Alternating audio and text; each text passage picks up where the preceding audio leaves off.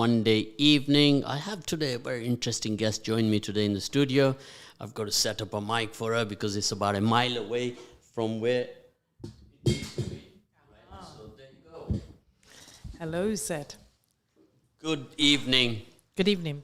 Right, Honourable Claudia Webbe. It's good to have you in the studio because we have been doing 2 programs with you before on the Zoom.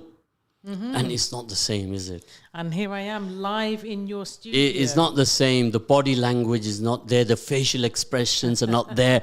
The moments when the eyes are flickering and the lips are moving, it's just not the same. There's like a bit of a delayed reaction on the Zoom, right? But today, it's wonderful to see you after 2 years, I reckon. We've done 2 programs with you on the Zoom.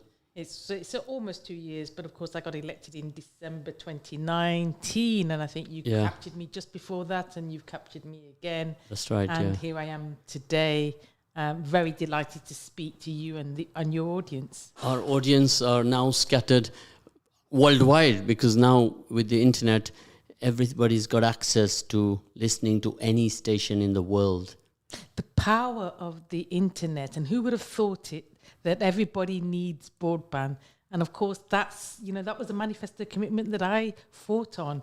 And, back then, before the pandemic, everybody laughed about free broadband. Even the BBC laughed about free broadband. And here we are. Who would have guessed it? We actually need free broadband so that everybody has access. Guys, we've been always talking about the digital revolution. And I'm going to ask Claudia later on in the program if she is part of the Swiftie generation, right? And she's talking a lot of digital, so I think she might be. But definitely, what have you been up to then since we last spoke? I see a lot of noise being made in Leicester about some topics that you have been speaking about. I read about the textile issues. I even read about you putting in a motion for an EDM for the cricket. Yes? Yeah, I mean, look, there's been a lot of things happening in because of the pandemic. We've had to adjust our lives. We've had to sacrifice a lot. And out of that, what it's highlighted is some severe inequalities. And in Leicester, it's highlighted the impact of those inequalities in terms of in-work poverty.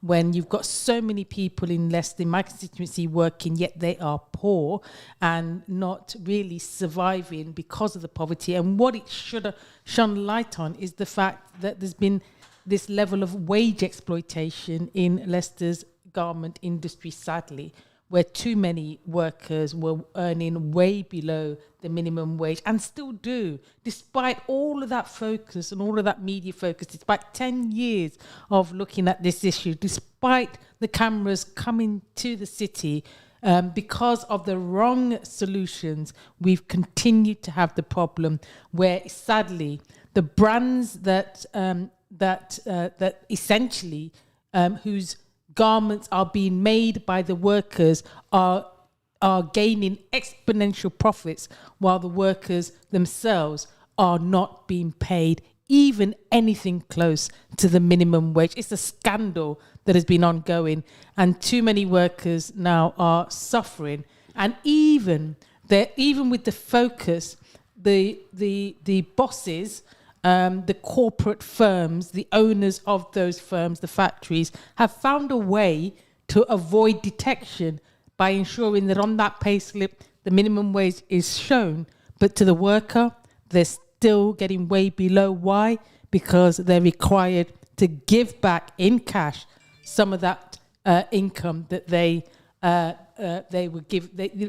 were provided. So essentially, the bosses go undetected, and the workers are still making garments from which the brands are able to profit exponentially.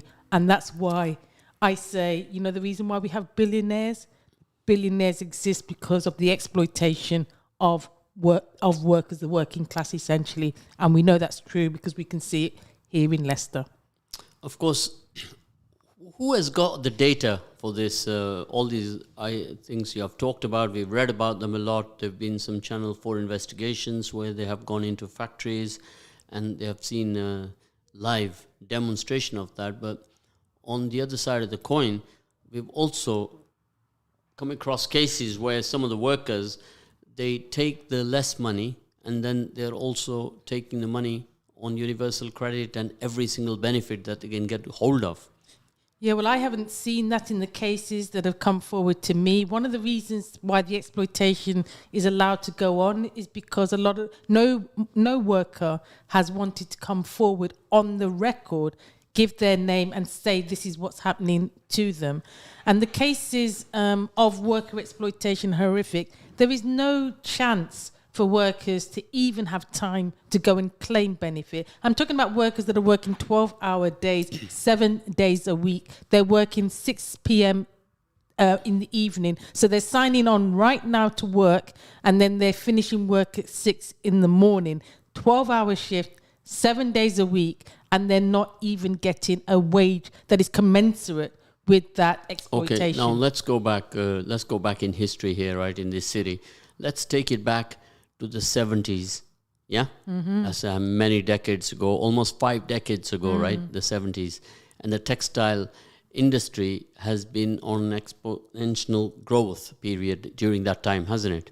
Well, right? Leicester's well known for its garment industry. For its garment industry and the shoes. Well, it used to be the jewel of the crown. You know, the world was clothed by Leicester in the heydays. From the 1930s onwards, Leicester was the jewel of the crown in terms of the garment industry. From that period, that's why data is very important to compile to see where we were, where we are today, and where we are likely to be tomorrow. Everything is about data today. And you're now put on the table, not only today, but a year ago, if not longer, that there is an issue here, HISE. HISE. You better tell your readers, your listeners what that is. Historic, institutional, systemic exploitation, right? Mm-hmm. And there's a lot of HIS, only the last letter is different, right? So there is a lot of that going on, isn't it? Right? Well, I'm picking up your terminology. We got to be working fast now. Historic, institutional, systemic, exploitation. Okay. Right? Now, in order to fix that problem, we need to compile the data. Because here on the radio, we just do everything. We work. We're working right now, you and I. We're not doing an interview. We are doing a working interview. Sure. It's different to just doing a chit-chat. Okay. We are actually working, you and I. So I don't know if I'm on the payroll, but certainly you are on the payroll right now. So what I'm saying is that historically, we need to go back to the 70s and bring it from there as to how many factories we had each decade right up to today. And the fact that these practices were going on, which is why we call it historic. Now that all those historic issues, if they are continuing, then that becomes institutional. But we weren't talking about this in the 70s. The first Channel 4 investigation was, of course, in 2010. So 2010, Channel 4 did their investigation, went on the ground, went into factories, exposed the problem.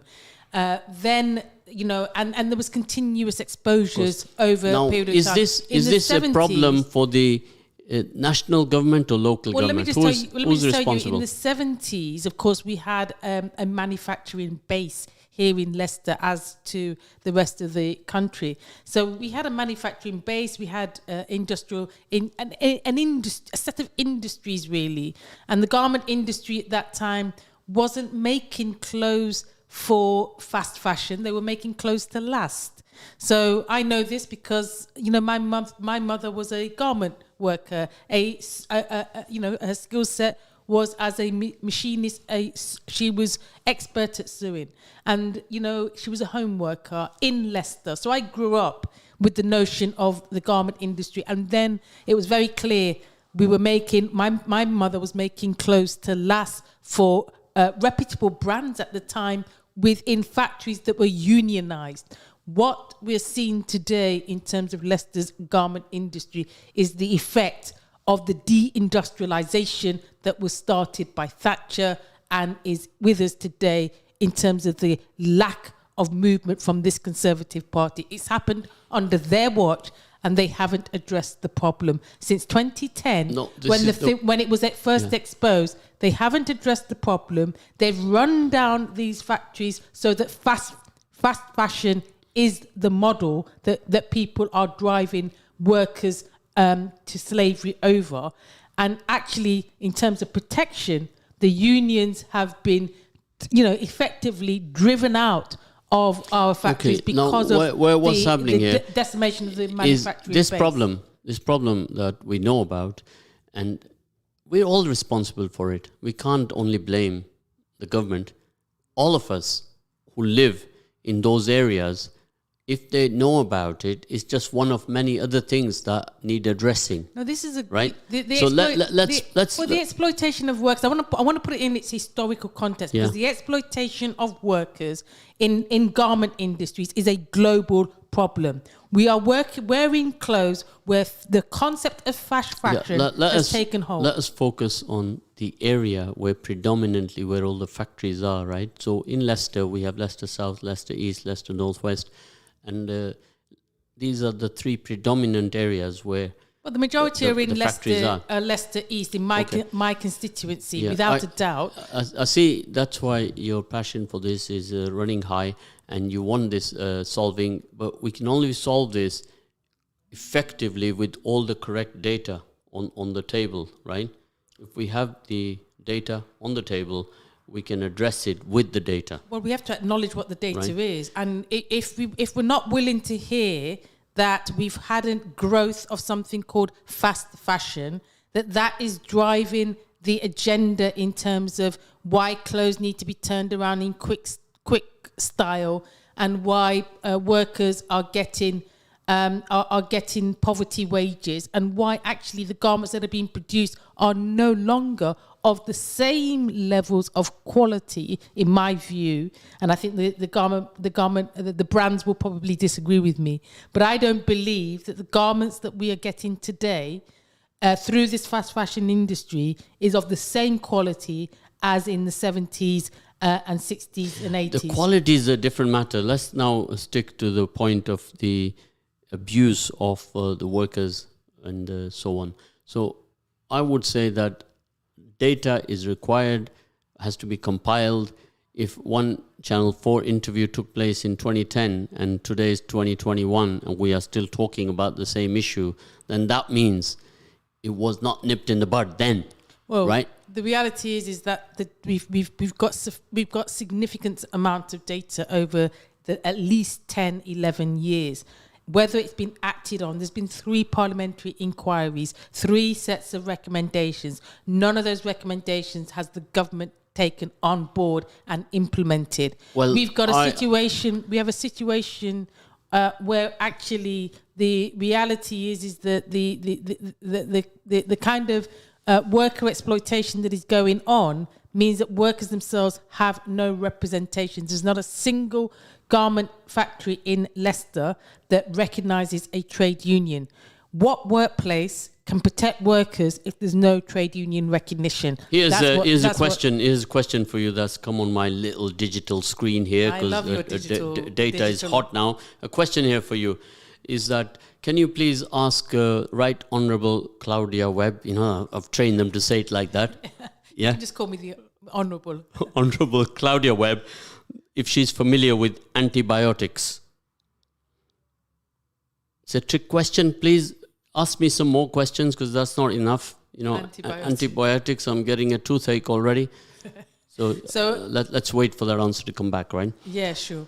And then I can delve more into that. Yeah, happy for that. Happy for your caller to expand on the issue of antibiotics and how that connects with the garment industry. Well, it is replied already, because there's a listener there, very ardent listener. He's on the ball. He's saying that what has happened historically is the government has fed us an antibiotic which has done a temporary fix, which is to keep us all quiet.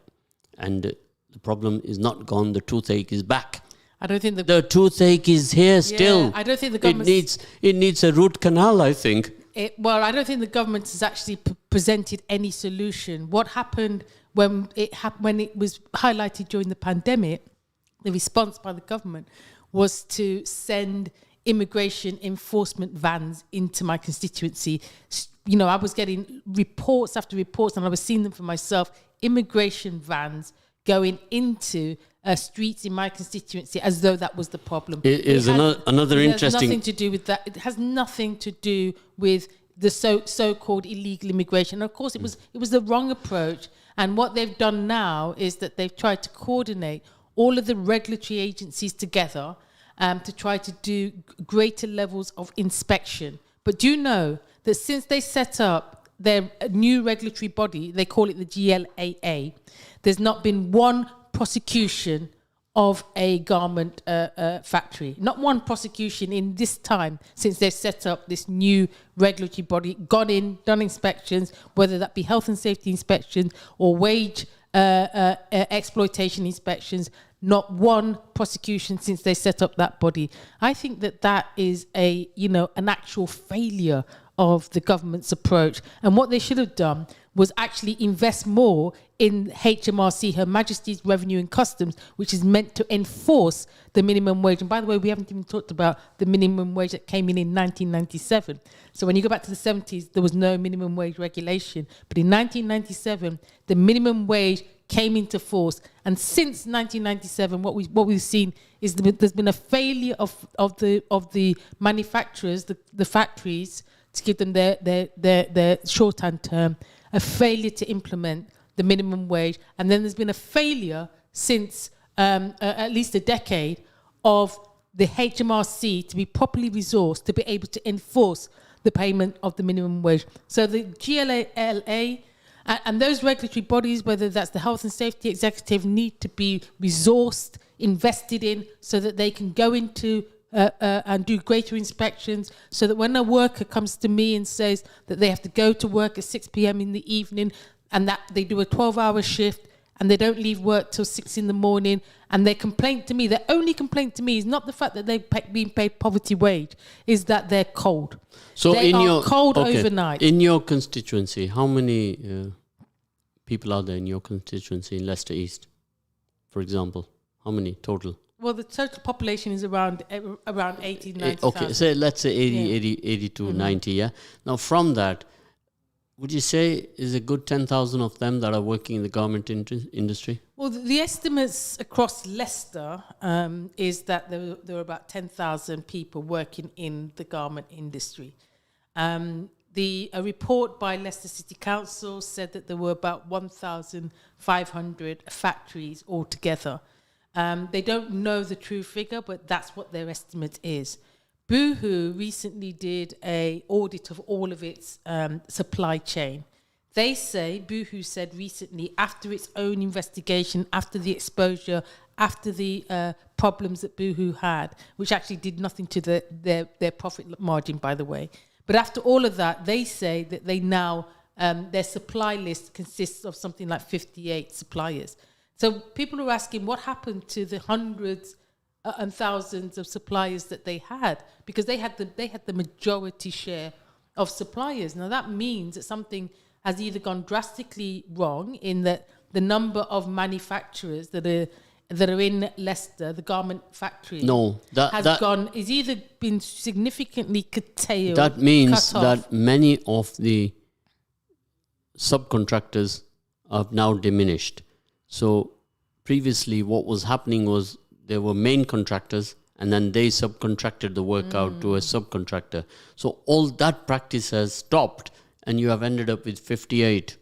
Now, there's no brownie points for me to defend anybody here, even Boohoo if he's listening, or he or she is listening, that they have followed their practice of business to go for it regardless. Money is the boss, right? And they've been doing this, but collectively this issue has to be sorted. There have to be some milestones listed, and then a delivery has to be monitored on those in a set time. Otherwise, we'll be sat here again next year, right? The Textile Federation, you met the chairman, Mr. Sajjad Khan, last time he joined us here in the studio, on the Zoom. On the Zoom, yeah. And he also had brought forward the number of textile factories that are closed down because of the impact of the huge impact Leicester has taken and the number of people who are in the food banks. So these people have lost their jobs. So we have two issues here, haven't we? Well, I want to be absolutely clear with you, Zed. The closure of the factories haven't led to the food banks. The food banks existed because of poverty wages. So people are working and they are getting poverty wages, and there's been an exponential growth in the food banks. 1 in 2 children in my constituency are in poverty. Okay, now we're moving into another direction called vulnerability. If you have so many people working, there shouldn't be the high levels of poverty if they're being paid correctly. But there is a high level of poverty in a constituency where there's a lot of workers. So where there is vulnerability, there will be exploitation, whether you are in Leicester or you're in Timbuktu or wherever you are. The rise it happens. Well, the rise in food, because you associated it with food poverty and with food bank use. In the UK right now, food bank use has risen since the pandemic by 35%. Of course it has. So it's widespread in terms of food bank use. But I want to be absolutely clear that the problem of finding solutions rests with going back to what we had in the 70s, where you had unionized workplaces. And you need to have workers who've got a voice for them. And right now, workers don't have a voice because they don't have any union representation. They don't have any factories that actually recognize a union, and therefore workers don't have people speaking for them. People don't want to come forward and share their problem and bring the problem to their doorstep. And what they say to me is, if we come forward and share this and make it and expose it, who is going to pay us whilst we are going through a year-long investigation for our case? Who is going to pay us to whilst we do that? That is the dilemma for workers. And the problem with the legislation as we have it is that the onus for bringing this to light and addressing it and bringing the people that are exploiting them to boot, the onus is on workers themselves. That shouldn't be how it is. But that is the way it is. The HMRC, which is meant to enforce the minimum wage, say that they cannot act unless workers come forward and tell them what is happening to them. That, to me, is the wrong approach, because workers are not brave enough to come forward and share how and they're being exploited and what they're going through. You've had a one-to-one with many workers, haven't you? Absolutely. Now, I want you to tell me what solutions were implemented and what has been the outcome, because sometimes we can talk here all day long and nothing ever comes out of talking, right? So tell us, you did the PRS, you identified the problem, you showed us the reaction, so did the workers, but what is the solution? Who has implemented a solution to all of this? So what I'm indicating is this is a solution that is bigger than one factory. So basically, the legislation needs to be changed so that the emphasis isn't on the worker alone to bring forward the case. If a worker in the current process, if a worker bravely comes forward, if they come forward to give their name, their details, to name the factory that is exploiting them, that worker needs support whilst they go through the case in order to expose the case. That means that's financial support, income support whilst they do that. Then we can get these cases to court, and then we can get the action stopped and protection for all of the workers in that particular scenario. Don't get me wrong, there are inspectors going in, there are boohoo inspectors, brand inspectors, all kinds of inspectors going into factories, and they are coming out with basically they can't find the problem. The reality is that on the books, everything looks fine. The minimum wage is shown, the workers' hours are shown, but the reality is what's happening to the worker is behind closed doors, they have to give back the money, half the money back to the boss, and they live in fear.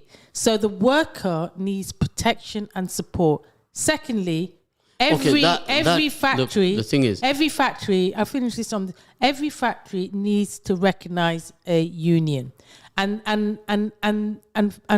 furthermore, the issue around how you regulate that. The more onus has to be put on the brands and the retailers themselves, because what factory owners have told me, it is a race to the bottom. That they respond to the brands based on the cheapest price. How can you sell a garment for 6p? Look, that's another story. What I want to ask you is, have you, or all the people who want to say TFC, time for change, right? What have they done? What have they done to do the DFC, drive for change? What have they done? Have they colluded with all the different associations that exist in Leicester with the council and then go on to the national government, right? To go try to put a policy in place that everyone can adhere to. Have you talked to any of the Leicester traders, Leicester Textile Traders Association? Yeah, what I've said is that they've formulated an umbrella body which is where they support this new regulatory enforcement called the GLAA. But the problem with that, and that's been going on for a year now, it's been going ever since the summer when this whole problem was first highlighted.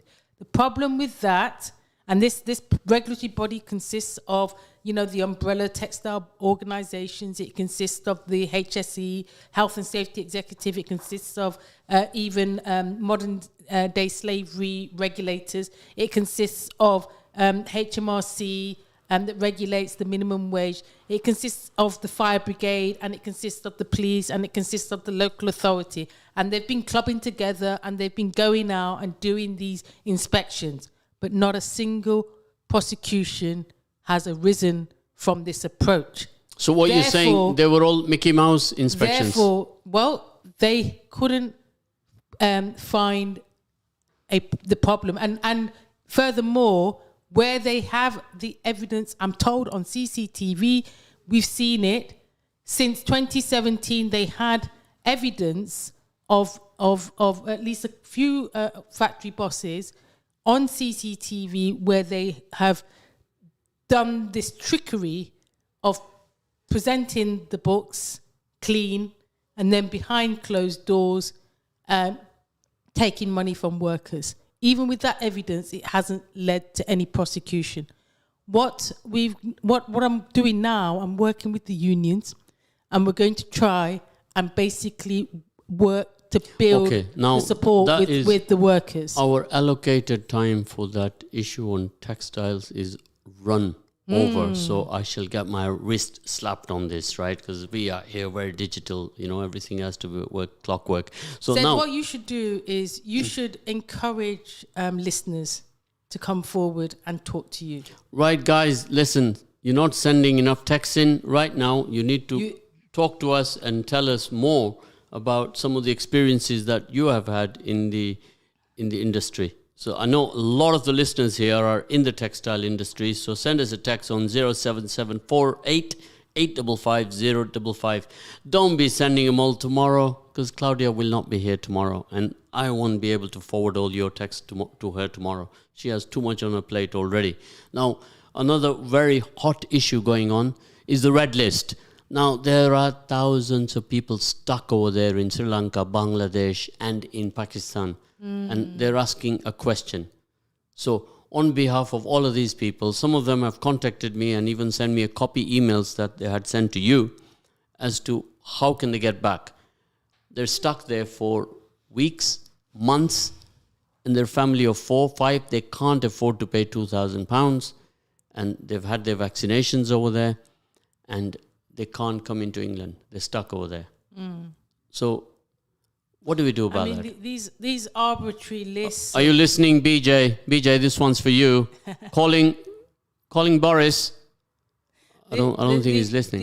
These arbitrary lists of whether you are a red list country or an amber country. I mean, the government is making it up as it goes along. Well, where's the data for it? Well, we don't know. Has anyone seen the data? Please send it to me here at the radio, because we saw some data, right? And it was just tiddlywinks. It makes sense that, the facts were clear there as to where all the cases are, right? So if I'm a man of logic, I would say there are more cases in a country that is more populated.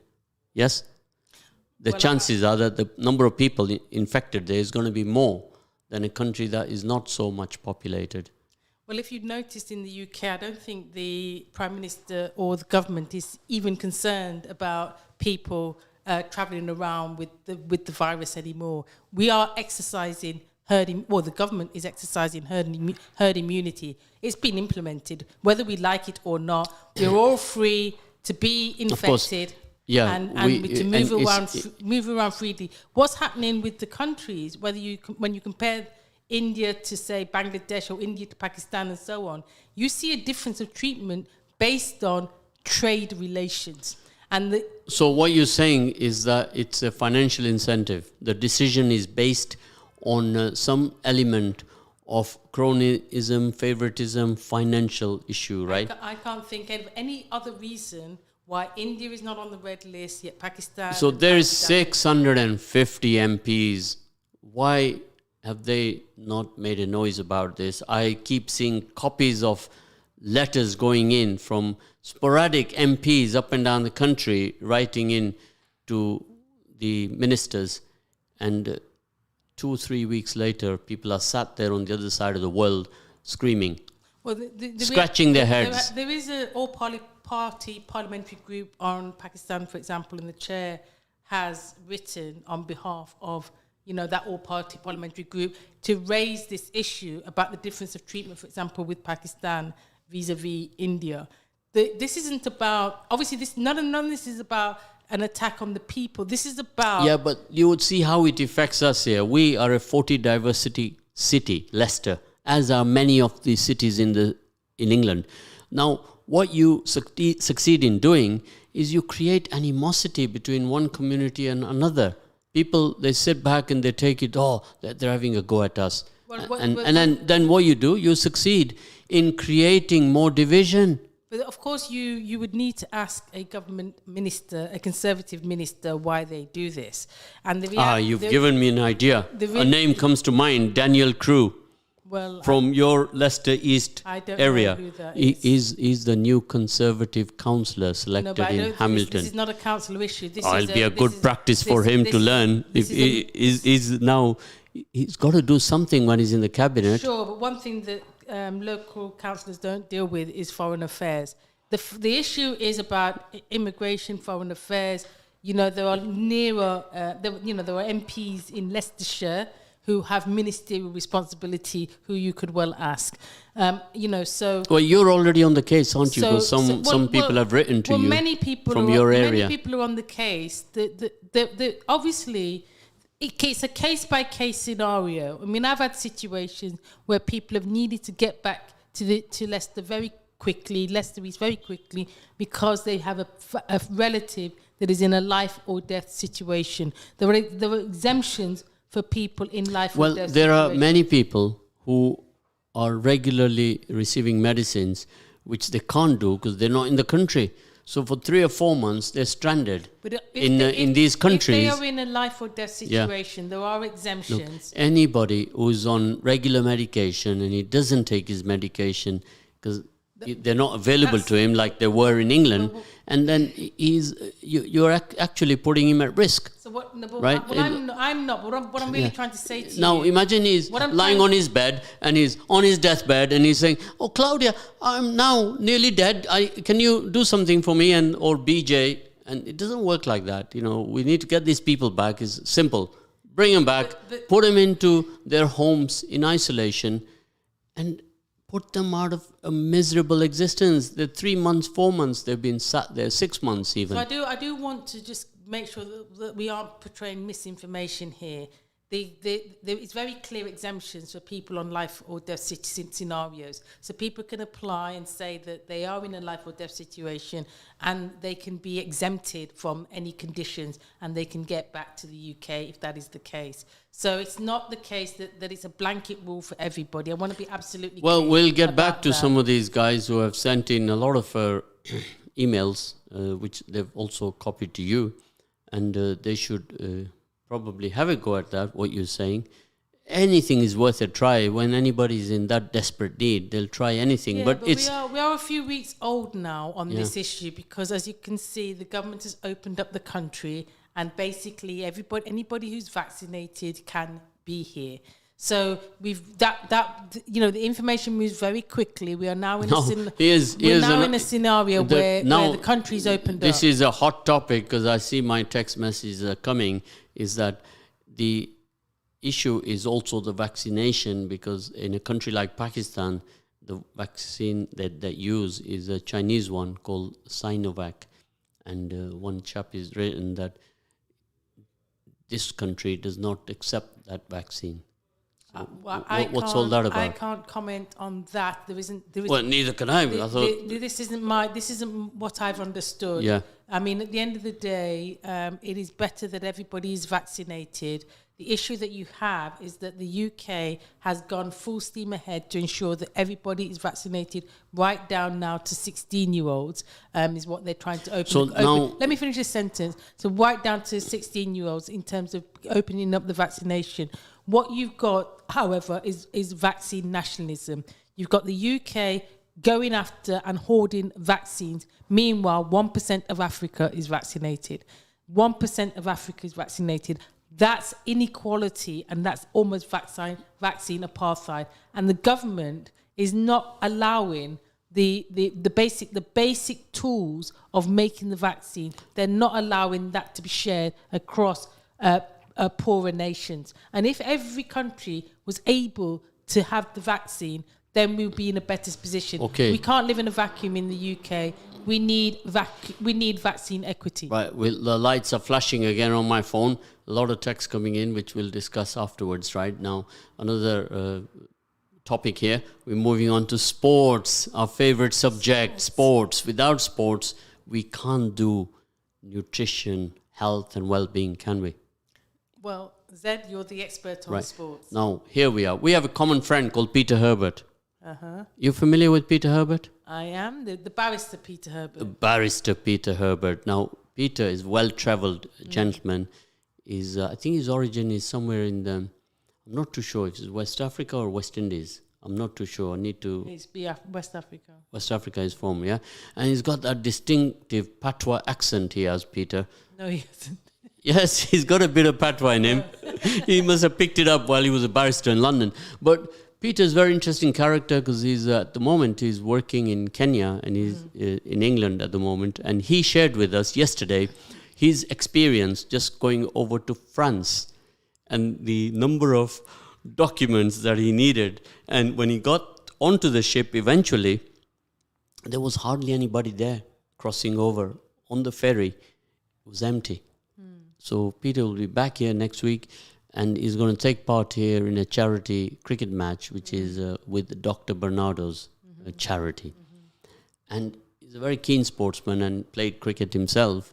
And some months back, you were pushing through an EDM in Parliament to gain support for the issue of all the inequalities in sport between the various ethnic communities that are all over England. Again, we have a lot of antibiotics here as well over the last 50 years with this inquiry, that inquiry, and so many different inquiries. So there is definitely a need for a level of equality, because if you have a look at every time, like the BLM, for example, now and previous to that, when we've had race riots and everything, there has been allocation of grounds to the Afro-Caribbean communities throughout England. We have 2 in Leicester, 1 in Nottingham, 1 in Birmingham.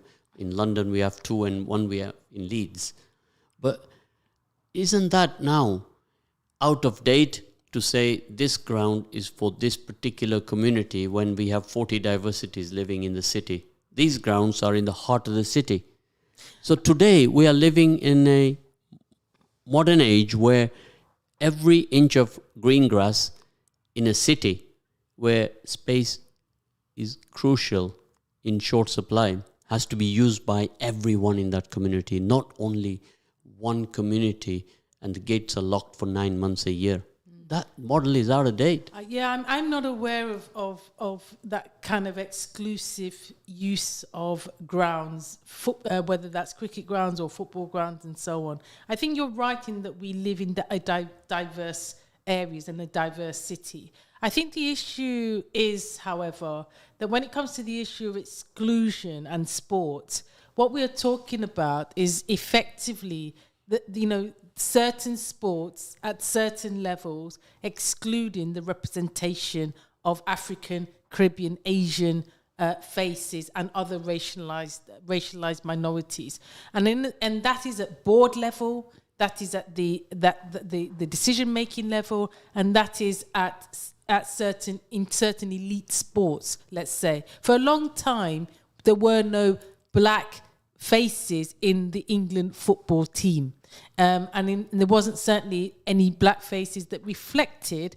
the diversity of the population and indeed the range of people that played football. So the grassroots football was more diverse than you had in the Premier League and than you had in playing for England. And that has changed over time because there's been campaigns over time that has highlighted it. There's still a problem when it comes to Asian players in football because we don't see Asian players in their representation playing for the England game or playing Premier League. So there's still a long way to go in terms of that diversity. Well, let's take this city for both of these sports you've just mentioned, football and cricket, right? That we have thousands of young football players from grassroots right up to the age of 20. Thousands of them in each different club and organization. And they don't have the look-in at all to go to that level where they could become semi-professionals or professional. And again, there's a deep study being done with this, which is to share with you, to say, well, look, we got to deal with this collectively as a community, right? I'm saying to you that, look, we're living in 40 diversities. Any facility provided to anybody, anywhere in this country today has to be for human beings. It should not be for one of those 40 diversities, because nobody's talked about sustainability here. Those Caribbeans that were allocated grounds 40 years ago, those grounds, who's checking them? What's happening there today? How many members are left? Because there was no sustainable plan there. There's no sustainability. We have to think in a different way now, because we have to think that, well, for the last 20 years, there's been no sustainability, and a sports facility in the city, anywhere in the country, is not it's not a social club. It's partly social, but it cannot be Domino's social club and 30 or 40 members. And then the rest of the community, look at this community, for example, and your community where you are in Leicester East. We need to have shared facilities we should cater for human beings. Yeah, well, I don't know where you're seeing the lack of shared facilities. I mean, what I'm seeing is that we are in a diverse city and every bit of sporting area needs to be shared. I've not received complaints that we've got exclusivities going on and that facilities aren't being shared. What I'm receiving complaints about is the lack of investment in terms of the infrastructure and the development of those grounds. The reality is, however, is that we've got a lack of investment overall in terms of funding. I'd like you to look at that timer now, where our look at that timer. We've got 37 seconds left, so I want you to just take 15 seconds over and say your last piece. Well, there's not much more that I can say except that we're living in a time where we've got inequality going on, and what we need is a change to ensure that we've got everybody working together in unity. Great. To impact now, on this inequality. Teamwork, what it's all about. I got a message just now here saying that Claudia has been very kind to you today, Zed. She let you speak. Wow, that's a compliment. So I'm going to tell you all, Jazakallah khair for listening in. We shall catch up on these community matters again. Thank you very much for joining us. Jazakallah khair from me and from Right Honourable Claudia